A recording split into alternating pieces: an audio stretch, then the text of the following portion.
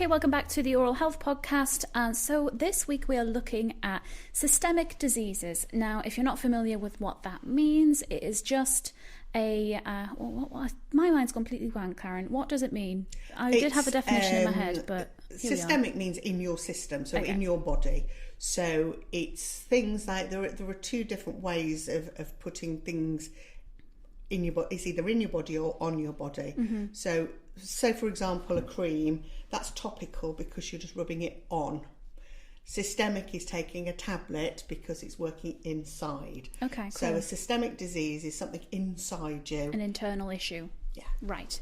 Cool. Thank you for that, Karen. Simply. Save me from my mind fog. But so if you didn't know already, although we did touch on it a couple of days ago with Oral-B, the bacteria in your mouth can lead to a whole host of systemic problems, and over the course of the week we're going to have a bit more of a chat about that, just to discuss what we can do to try and stop it or halt it as much as possible. So Karen obviously here, the dental knowledge in the office, which we bug her with all the time.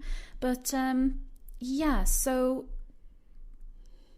gum disease is well known in our sort of circles about the problems it can cause, but maybe not widely. So let's just run through a few examples of things that gum disease can cause systemically. Yeah, I mean, if there are more people with gum disease that have systemic issues such as heart disease, stroke, diabetes, low birth weight and early birth babies, and lung problems. And there is some emerging studies that show a link between gum disease and Alzheimer's.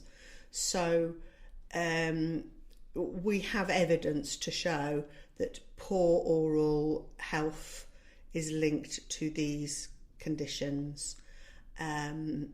So it's really important that, we keep our mouths as clean as possible. I know we say this every time we do a podcast. It is really, really important, but not just from the fact that if you don't brush your teeth, you'll lose them, mm-hmm. or you'll be in pain or they'll decay away, but looking at your overall health. And we have to remember that the mouth is part of the body, and a lot of people see it as something completely separate, but what goes on in our mouth goes on in our body, and vice versa in some cases. Yeah. So you do have a link with sometimes it's a chicken and egg situation, but we've got the proof, we've got the numbers. So we have to look at reducing these, because if we can keep our oral health well, not only do we keep our body well, but we cut down on the bill for the NHS, if you like. So the less people that need medical treatment. So it is really, really important to just keep an eye on that link. So you're twice as likely to have coronary heart disease if you've got gum disease. So that is quite a shocking statistic, because we know that heart disease kills many, many, many people, but a lot of people suffer with problems before it's fatal. So if you can actually get that bacteria down, mm-hmm. by keeping your mouth clean, regular visits to your hygienist, whilst we know that periodontal disease, the second stage of gum disease, is not reversible, you can arrest it and you can keep it under control, but it's regular visits to your dentist and your hygienist that will do that, and recognising that you have a problem. So it is something that that they need to talk to you about and explain that your problem is. But the bacteria produces proteins in your blood, and that causes blockages in your arteries, and that's why you get the coronary heart disease. In a similar way, stroke as well. So there's lots of studies that have shown a link with stroke, and it's kind of the same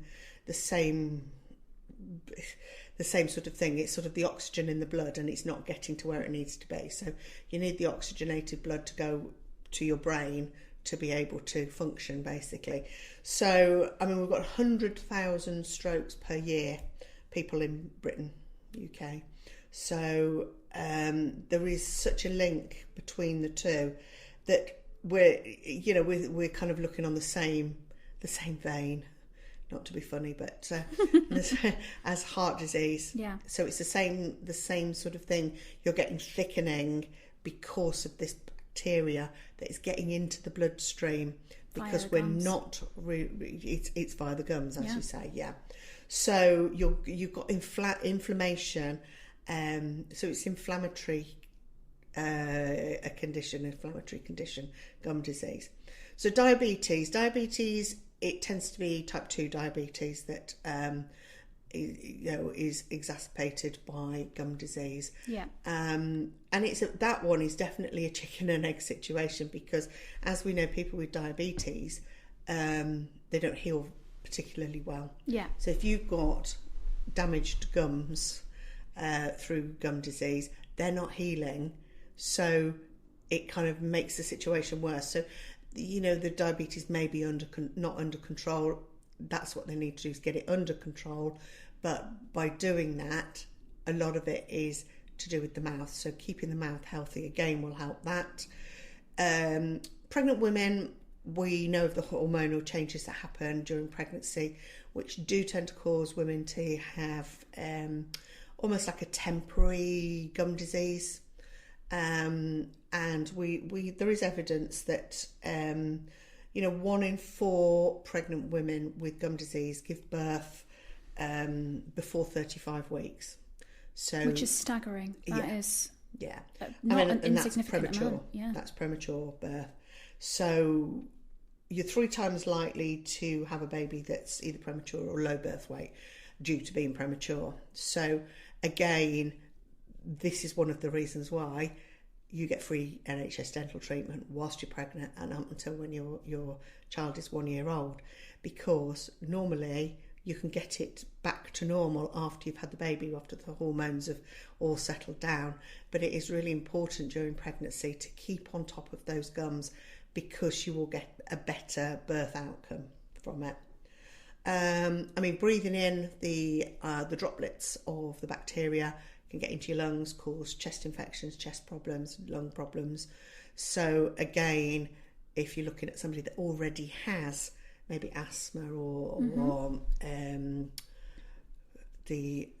anything like that, they need to, again, the bottom line is you need to look after your gums as well as you look after your teeth.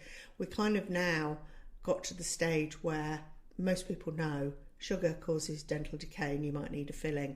Most people these days lose teeth due to gum disease, so I know we bang on about it all the time, but it is so important that we know that our gum health causes so many other things that if we don't look after it, almost losing your teeth is the least of your worries. You've got so many other things that could happen. So, it is really, really important. But you take the advice of your dentist or your hygienist, use all the products that they recommend.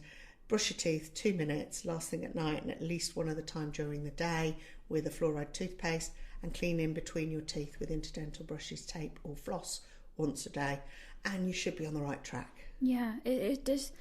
When it comes down to it, it really is as simple as that. Yeah. We can't stress it any more than we already have, that the links between the mouth and the body, there's so much unknown, but there is so much we do know. And what we do know is that you have to take one to take care of the other. Yes. As simple as that. Yes. It's a holistic approach, isn't it? You look after the whole of your body and you can reduce your risk of these things.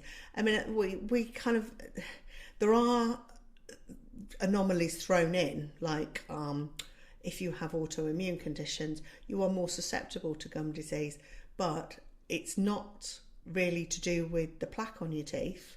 It's due to the fact that you're autoimmune and your body is attacking itself, and it will cause periodontal conditions, but not due to having a dirty mouth, really. Yeah. So these things, so looking at things like Crohn's and colitis, rheumatoid arthritis, MS, anything that's autoimmune, If you're in PCOS to an extent as well, because it's hormonal. Yes, absolutely. So, anything like that will make you more susceptible to gum disease. So then you are at risk of the other conditions as well. So it's the gums are very complex. Yeah, and it's good to know, because you might say, if you have been diagnosed with a condition that we've listed, heart disease, strokes, diabetes, or an autoimmune condition, they might not say to you at the time, by the way, you might be more at risk of gum disease if you have this. So you might be completely unaware that there is a link there, and I think a lot of people are, unfortunately. I think there is, and you can see people who are desperate to keep their oral health well, but another condition is causing difficulties, and it's really, really hard when they've got a perfectly clean mouth, but they've got gum disease, and it's